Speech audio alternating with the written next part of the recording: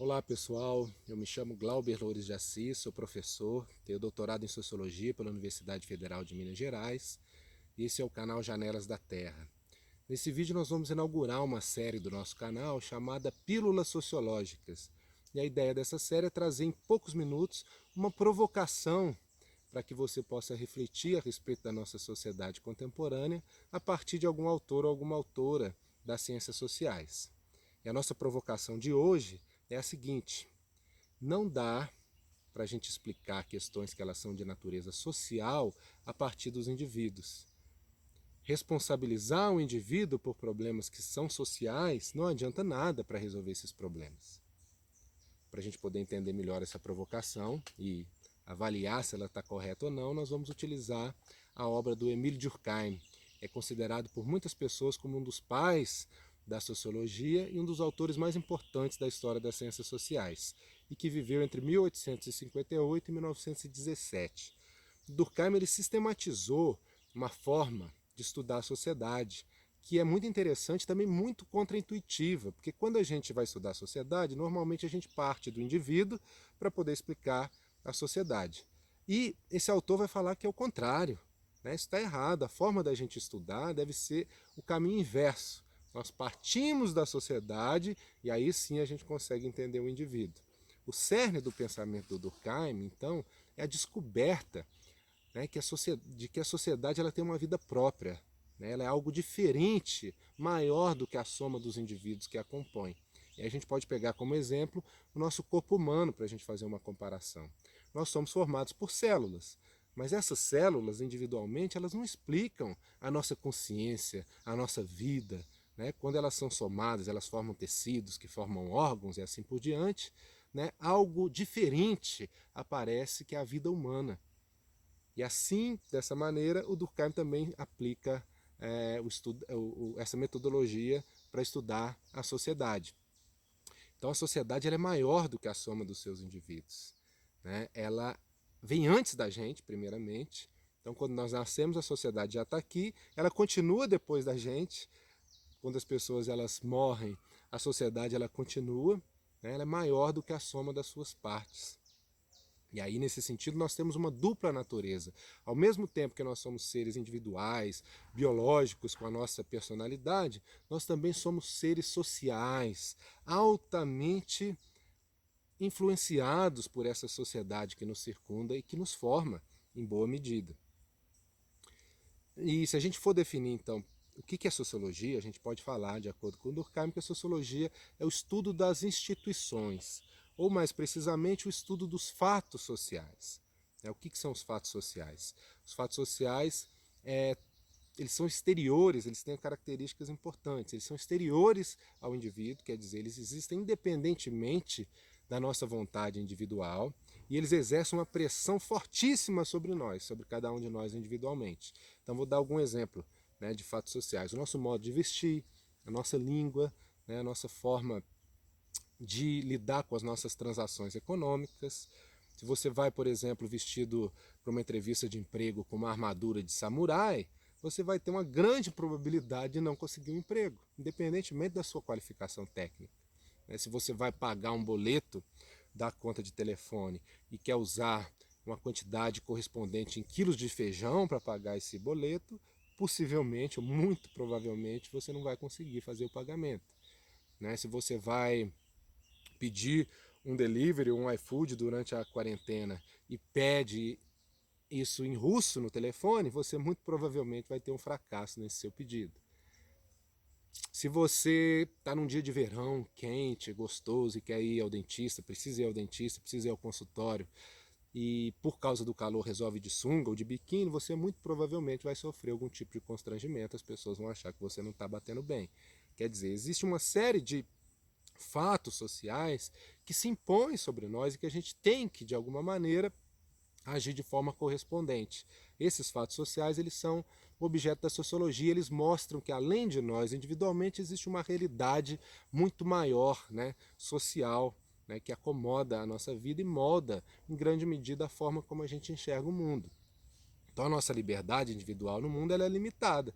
Claro que a gente pode ir contra esses fatos sociais. Se eu quiser ir de sunga no dentista, eu vou, né? mas a gente vai encontrar, quando a gente faz esse tipo de coisa, inúmeras e fortíssimas resistências. Se você quiser sair por aí, por exemplo, falando em alemão, na hora que você vai na padaria, você pode, nada te impede, mas você vai ter grandes dificuldades para agir de uma forma que vai contra os fatos sociais, percebe? Então, ao contrário do que dizem, eles estão fora de nós. Essa é uma característica muito importante. Eles vêm antes de nós. E nesse sentido, ao contrário do que dizem alguns coaches, alguns livros de autoajuda e esoterismo, nem todas as respostas estão dentro de você. Na verdade, no que diz respeito à realidade social, é o contrário. A maior parte das respostas vão estar fora de você. Meditar é bom. Claro, a gente não tira a vantagem de se meditar na vida moderna. Mas não basta meditar para você compreender o funcionamento do Congresso, o funcionamento das instituições. Não basta meditar para você compreender a desigualdade social, porque que algumas pessoas têm bilhões e bilhões de dólares e outras pessoas não têm um salário mínimo, não têm nada para comer. Não basta meditar para a gente compreender a relação entre a crise climática e o modelo socioeconômico que rege a nossa sociedade atual. Percebe? Então, conhecer-te a ti mesmo exige também o conhecimento da sociedade, porque nós temos também uma natureza social que forma a nossa identidade. Nós temos uma dupla natureza, individual e social. Uma boa parcela de nós é fruto da sociedade. E questões sociais exigem que a gente olhe para a sociedade, não é para o indivíduo. Achar que a resposta dos problemas sociais está no indivíduo é uma ingenuidade. Então a gente pode pegar como exemplo as questões ambientais, que elas sempre trazem exemplos muito interessantes para a gente pensar essa relação.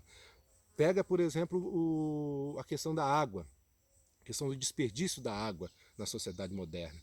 A gente vê na televisão, a gente vê no WhatsApp, a gente vê na internet uma série de campanhas dizendo para a gente economizar água. Né? Toma banho mais rápido, vai escovar o dente, fecha a torneira na hora de escovar o dente.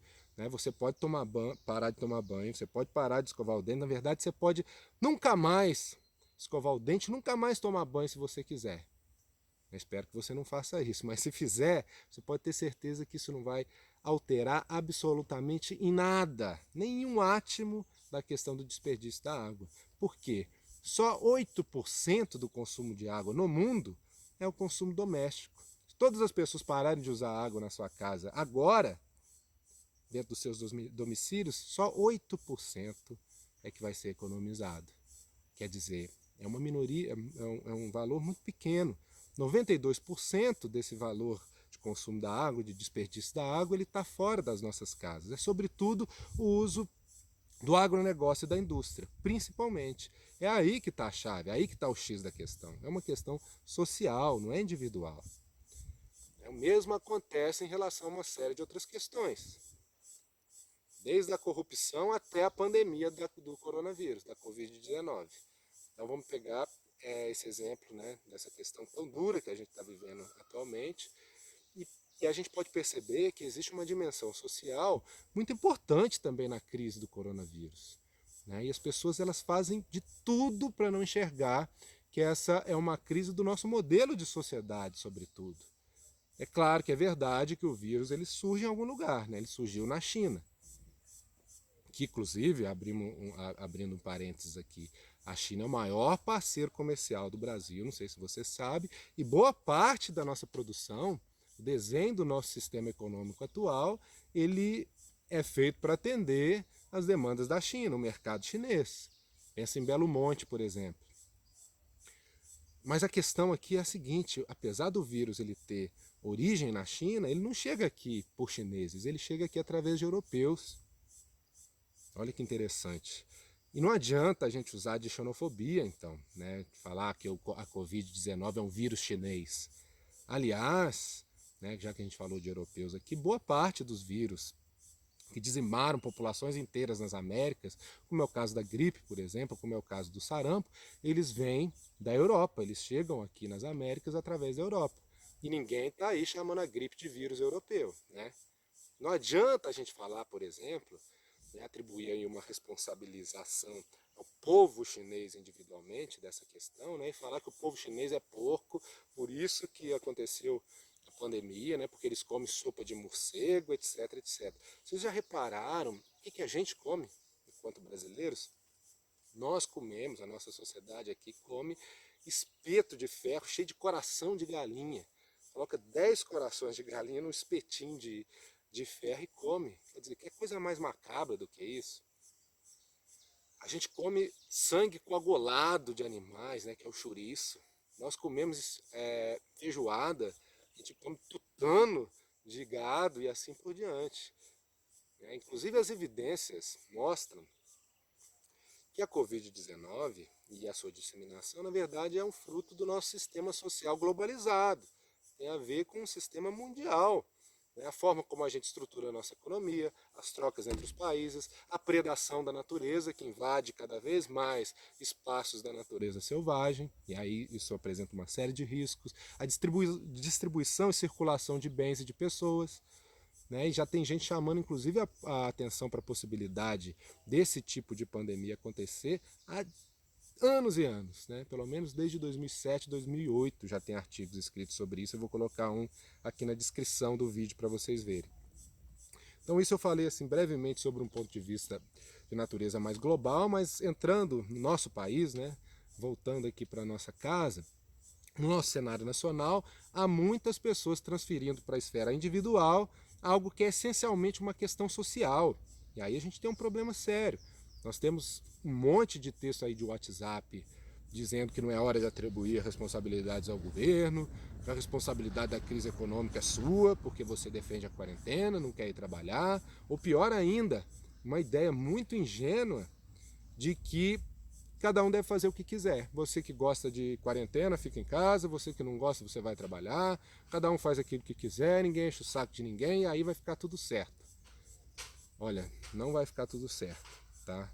Não basta você fazer a sua parte para que tudo dê certo de um ponto de vista social.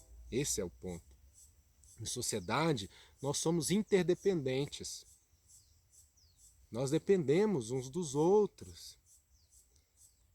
E, aliás, esse é um ponto interessante, porque, de acordo com essa teoria sociológica, o cerne da sociedade, o que forma a sociedade, o elo da sociedade, não é o individualismo, não é o egoísmo, mas é a solidariedade.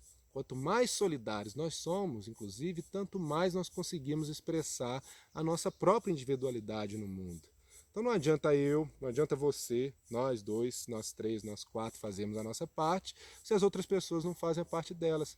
Porque o vírus ele tem uma transmissão que ela atua socialmente, né? Você é obrigado a trabalhar, por exemplo, não tem muito o que você vai fazer. Se você é obrigado a trabalhar, não pode ficar em casa, não tem garantia do Estado para poder ficar em casa sem perder o seu emprego, as suas opções do que fazer elas ficam muito menores também. Não é uma questão individual, é social. Né? E essas questões sociais elas têm a ver com uma política de isolamento social. Que tipo de política de isolamento social é adotada pela nossa sociedade, pelas outras sociedades? E essa política de isolamento social, ou essa política social de isolamento, ela é tutelada e salvaguardada pelo governo. Inclusive as tabelas das curvas de contágio, elas mostram para a gente a natureza social dessa transmissão do coronavírus em cada local. Elas obedecem a padrões, as curvas do contágio, que não são padrões individuais de comportamento. O que você fez, o que você deixou de fazer. É de políticas sociais. O que uma sociedade está fazendo, o que uma sociedade está deixando de fazer. E nesse sentido o Brasil vive uma situação muito ruim, muito complicada, né, com prognósticos muito graves, onde a gente tem casos aumentando numa velocidade rápida, mortes aumentando numa velocidade rápida. É um descaso completo por parte do poder público federal e, muito possivelmente, uma enorme subnotificação. Quer dizer, o quadro deve ser muito pior do que a gente imagina. E como é que é possível que a gente aceite essa situação? Né? Como é que as pessoas ficam relativamente tranquilas com isso? Né? Como é que a situação ela não chega num ponto onde não dá mais, onde a gente tira o governo e assim por diante? Né? Como é que é possível uma coisa acontecer, como essa acontecer no nosso país? Então, mais uma vez, a explicação aqui ela está na própria sociedade. Não é em você, não é em mim como indivíduos. Então, vou pegar um exemplo para poder ilustrar isso. Só ano passado, em 2019, nós tivemos 41.635 assassinatos no Brasil. 41.635 assassinatos no Brasil em 2019. Só nesse ano, 2020, nós tivemos mais de 40 mil casos de dengue só em Minas Gerais. Nós temos, por ano, dezenas e dezenas de milhares de casos de malária na Amazônia. Então aqui, na nossa sociedade, a gente tem uma consciência coletiva, quer dizer, uma forma de perceber o mundo, de enxergar a realidade, que ela está acostumada com a doença e com a morte de gente pobre, né? Então o que é? Está chegando em 3 mil casos oficiais de morte por coronavírus agora. O que é 3 mil casos se a gente tem 41 mil casos de assassinato por ano no Brasil? Então, isso não impacta a nossa consciência coletiva da forma como deveria impactar. Pelo menos não enquanto não tem gente conhecida, enquanto não tem parente, enquanto não tem gente próxima sucumbindo por conta do descaso em relação ao coronavírus. E essa é uma questão muito importante e que eu espero sinceramente que a gente não precise chegar nessa situação para a gente poder mudar ou para a gente poder tomar uma consciência maior em relação a essas coisas, né? E um outro ponto aí é que o Brasil está acostumado também com golpes de Estado, está acostumado com uma fragilidade democrática muito grande. Aqui as nossas instituições elas não estão consolidadas como estão em outros lugares do mundo. Nós não temos um consenso democrático que exige ou que é capaz de exigir uma responsabilidade, uma atitude de representantes do Estado em relação a essas questões sociais.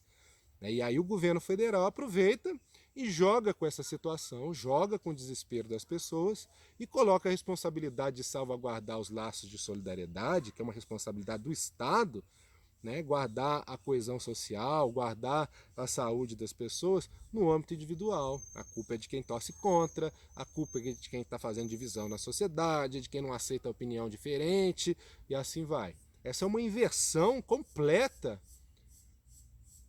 de valores aqui, né? Porque você, que é um indivíduo, é tratado pelo governo como se fosse a sociedade. A responsabilidade é sua, né? E o governo, que não é um indivíduo, aí você não tem um presidente que é um CPF, que é um RG. Ali ele é a sociedade, ele representa a sociedade. O Estado é uma construção, uma representação de todo, né, o nosso corpo social. E aí esse governo que representa a sociedade, ele se trata como se fosse um indivíduo, que não tem nada a ver com isso. E o Estado, ele não existe independente da sociedade. Esse é um ponto importante. A função do Estado é resguardar a nossa solidariedade, é promover a justiça social, representar a nossa moralidade. E esse governo tem jogado ao máximo a questão para o colo do indivíduo. Tem agido e tem tido uma postura como se não tivesse nada a ver com a situação, a ponto do presidente se permitir fazer gracinha com as mortes por coronavírus, dizendo que não é coveiro, que isso não é problema dele. Então esse escárnio, ele de alguma maneira ele representa, né, a nossa situação social, que fez com que as coisas pudessem chegar até aqui. E esse escárnio, esse tipo de postura, onde o Estado ele não cumpre a sua função social, produz um estado uma situação que o Durkheim chama de anomia. Quer dizer, uma situação de desregramento social, de colapso das relações de solidariedade, de enfraquecimento muito grave das instituições. E essa situação certamente é uma ameaça gravíssima, tão terrível, se não mais terrível, para o futuro nosso enquanto país, para o nosso futuro enquanto sociedade, do que a crise propriamente dita do coronavírus. É a destruição dos alicerces da sociedade por dentro do próprio Estado. Olha a gravidade da situação. Nós precisamos pensar sobre isso.